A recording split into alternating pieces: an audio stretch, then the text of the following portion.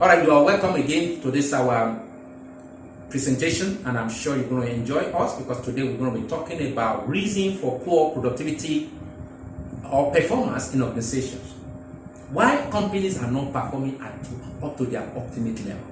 Why are things not going well for organizations? These are the things we are coming to discuss, and I'm going to be giving you about 12 to 13 different points why companies that are supposed to be thriving, supposed to be moving forward, are not moving because of certain factors which are embedded in the organization. Number one, lack of productive and performance measurement. If there's no productive and performance measurement in place, which we call KPIs, people don't know what they're supposed to do, they are not being measured, and people just walk in and walk out, and they are playing as if they're in the ministry, and everything is just like government job. No, you cannot get results.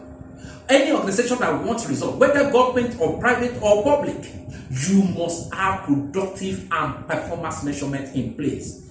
KPIs must be given to everybody, every department, from the top to the least person. For this is your role, this is what you're going to be measured with, and regularly, within the time frame, you must measure it. Once everybody knows that they are being measured, and they have an accountable time where they're going to come back to give account of their stewardship, then you will see that everybody will be focused. That's number one. Number two, if your appraisal system is faulty, you can't expect good performance, because appraisal system is what you get as a feedback as to their performance, and the staff must get actual position of their performance through appraisal. The boss must be able to do a proper appraisal of his subordinates. This is what you have done the last 3 months. This is what you have done this month. This is what you have done in the whole year. And then, if you have issues about it, come back, let's reason together, like the Word of God says. And if the appraisal system is faulty, she's my friend, or it's my brother-in-law, or somebody, and because of that, you are not appraising the person already, you know that automatically it's going to affect the entire system. That's why your appraisal system should not be subjective. Everything must be objective from A to Z. And the percentage you give to core function must be far higher than the one you give to soft areas, like punctuality, knowing how to grade, the dressing mode, the dress code, and all that. Those are soft areas. But how about the real job you are employing him to do? How is he performing there? You must have a sound appraisal for those areas. The next one is complex organization.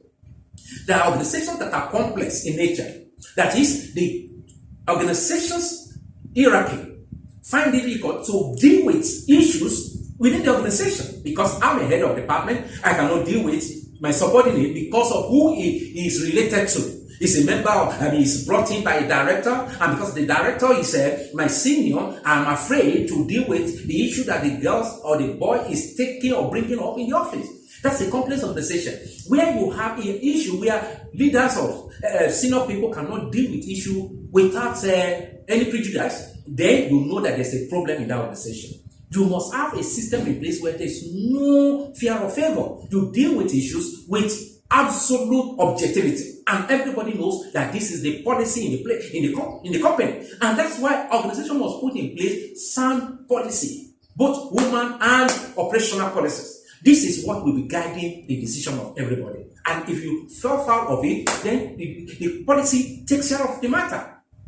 Another one is no employee involvement in decision making. If your employees are not involved in day-to-day running organization, they don't know what is going on, they just hear that boss said, before you know it, people will just be dormant in that kind of organization.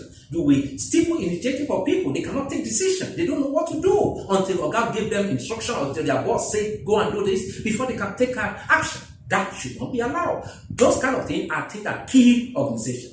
Another one is over expansion, because it can get to a point where the expansion of the company has gone far wide, too long for the organization to manage. It becomes a situation where everybody is doing whatever they like in their various locations, because the head has lost control. You don't know what is happening at one particular location, at another location, because there is no organogram, there is no element where to say that, okay, we have reached a limit where we should not expand. Before we can talk about more expansion, we need to put this kind of structures in place. If the structures are not there and you continue to expand, it will get to a level where your business over expand, and then you are in a big trouble. That is another matter. Another thing that can cause trouble for organization is weak planning. If your planning is not strong enough, it's not enough to support what you are doing, it is going to bring a lot of issues. When your strategic planning is supporting the business, you expect to see results. But if the planning is weak, what do you expect? Somebody said, I think it was Muhammad Ali, that said, kill the head and the body will fall. If your strategic planning is not functioning well, then the entire body is sick and you cannot get results from that. Next one is where you have human conflicts and departmental wrongness. When there's issues among department heads, human beings within the organization, it must be dealt with through the policy or through the head of departments.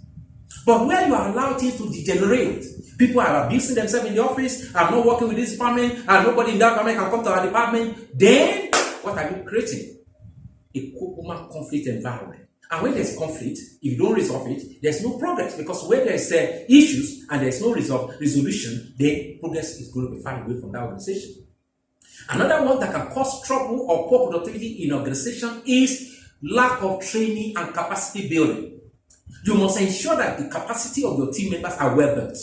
You train them, you expose them, you give them knowledge, power, understanding of how to do things. And this may not be available within the organization. You need to bring people from outside who can help you to empower them, improve them, enlarge them, and train them to become highly productive staff. It is when the training is solid and you know what to do at every bit of time, then you can start getting results. Training is not something you think lasts. A lot of organizations, immediately there's a little challenge, they want to take cost of training out of their budget.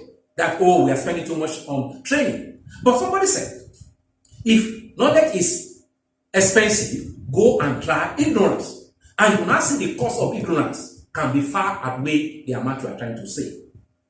The next point is rigid working system.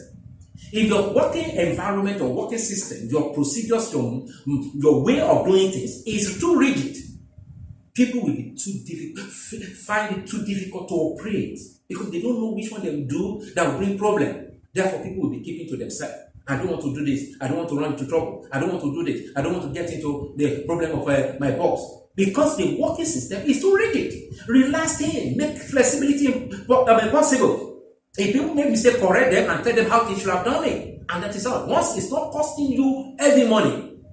We've heard it over and over that most organizations that are big in the world, they try on testing. And people will make mistakes in the course of doing it. The person that invented electricity said he tried it 9,099 times before he got it right. If your people are afraid to take decisions, how do you want to grow? Encourage them to make mistakes.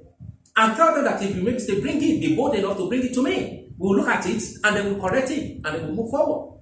But that is not allowing for recklessness. There's a limit to which people can allow to be made mistake, but you need to define it for them. This can be allowed, this one cannot be tolerated. Another point you need to take care of is technological advancement, because every day the world is moving and you must catch up with the world. You cannot allow this business world to leave you behind. Therefore, technological wise, you must be up and running. You must be up to date. You must know what is going on in the world, particularly in your area of business. In terms of advertisement, if e-commerce is the in thing, join them. If it's e-learning is the in thing, join them. If it's delivery is the in thing, join them. Then you cannot sit in your own corner and expect that, I'm not a technologically savvy person because of that. I'm not going to join this. I cannot do this. I cannot do that. Before you know it, the whole world has left you behind in your village and you are the only one there. Next, degree of information flow. How much information available to people?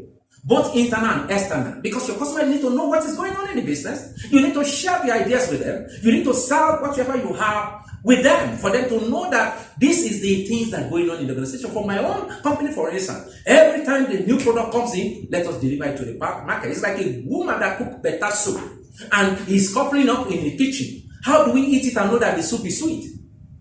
You must bring it to the table for people to appreciate what you have done. That is the power of information. Information is power. And the more information is available, the more people can take opportunity or take advantage of opportunities available. Because information itself is opportunity. The amount of information you have is the amount of opportunity you can achieve. Finally, availability of idle time in the system. If you allow your company or organization to have too much of idle time where people have enough time to play, to gist, to walk about, to chat without doing anything, it cannot help us, it cannot help the business. What am I saying? A lot of times in organizations, particularly for the time soccer is raining, when people come to the office in the morning, the first 1 hour of the day, they are talking about the last match they watched on over the weekend. But that is idleness. That is laziness. Because once you're in the office, you have to do your work. During break time, you can spend your time anyhow. But while we are in the work must be done. Therefore, you must set up what they call time tracker for everybody that's working with you to know what they are doing within every time they are paid to work. 8 to 5 is your time you spend with them, with 1 hour break time. All the time they're supposed to be working, you must make sure that they are doing the work. If they are not working, then you are paying them for not working for you, and that is waste of money. In summary, I've mentioned different points that which I want to quickly recap for you to understand that reason for poor productivity or performance in organizations are just things that we take for granted. 1, lack of productive and performance measurement, KPIs. If you don't have KPIs, key performance indicators, you will not get results. Faulty appraisal system, if it's not sound and it's not measuring the right things, you will not get a result. Complex organization, where organization is too difficult for people to understand, that will affect you. Low employee involvement in your decision making and over expansion of your business. These are things that work against company. Other ones are weak planning. Human conflict and developmental wrongness. Lack of training and capacity building of the team members.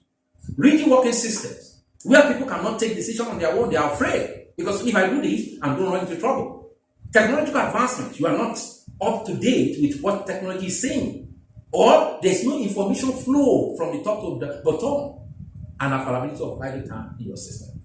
If any one of these applies to your organization, you need to sit down and look at it critically and solve it. And if you cannot solve it internally, you can reach out to our company. We are always available to be of assistance. Thank you so much for listening, and we look forward to having you again on our program. Thank you.